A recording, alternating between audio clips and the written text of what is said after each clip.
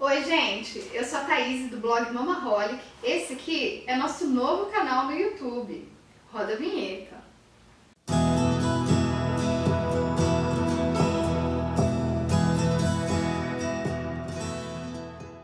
Ontem eu estava conversando com uma amiga minha que tem um bebê de mais ou menos 20 dias.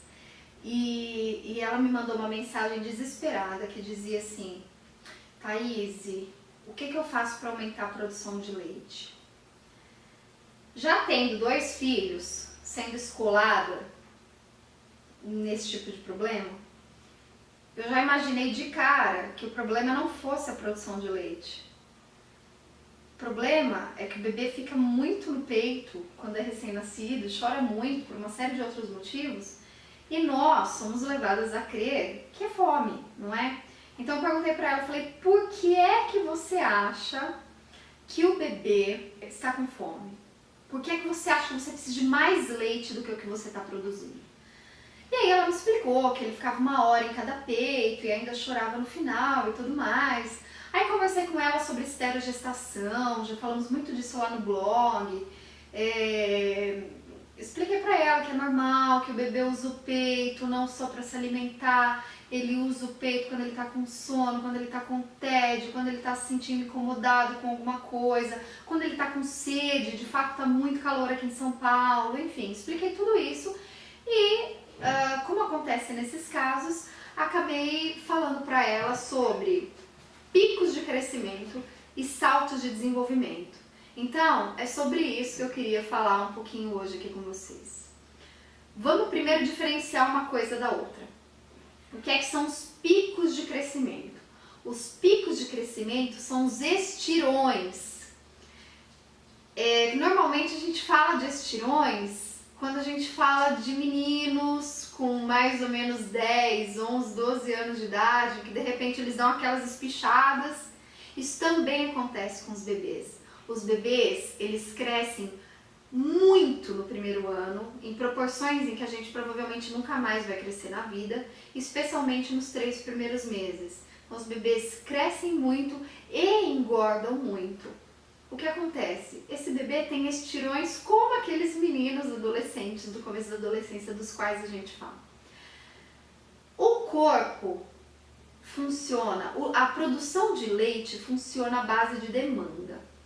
Isso quer dizer o quê? Isso quer dizer que seu corpo vai estar preparado para produzir mais ou menos aquela quantidade de leite que o bebê precisa.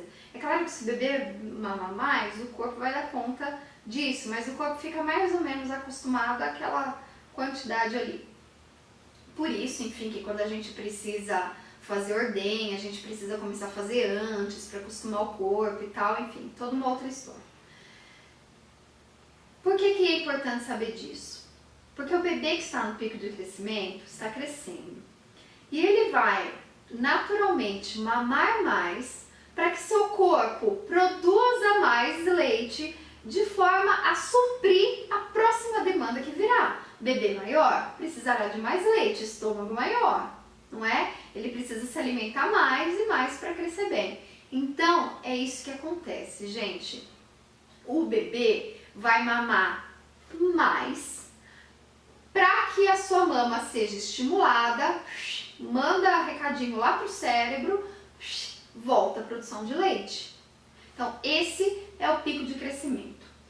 Durante as fases de pico de crescimento do bebê, que são muitas nesses primeiros meses, obviamente, porque como eu disse, ele cresce muito nessa fase, ele vai mamar mais. E isso quer dizer que ele provavelmente vai acordar mais à noite e vai mamar mais tempo. E aí o que a mãe começa a pensar? Meu leite não está sendo suficiente. Não, seu leite está sendo suficiente, ele só está te preparando para a próxima fase.